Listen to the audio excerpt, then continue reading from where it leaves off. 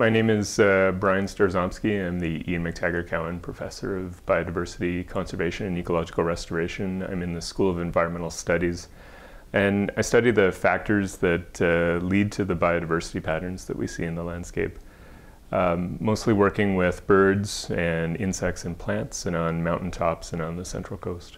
What I try and do as an ecologist is I spend time thinking about what the most important questions are that we could potentially ask and then answer.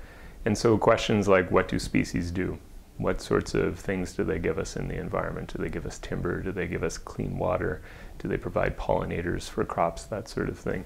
We study these things to look at how robust species are to changing climate, what we call adaptation to changing climate.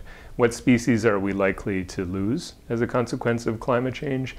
How will species ranges and the interactions with other species change with changing climates? And which species we really actively have to manage to promote persistence and adaptation in the face of climate change.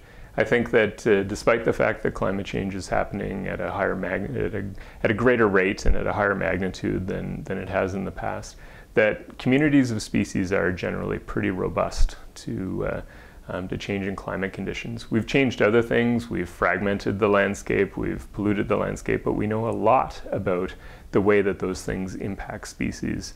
And as we gain more information, we're able to make better decisions so that we can live in a landscape that's still got really great biodiversity values.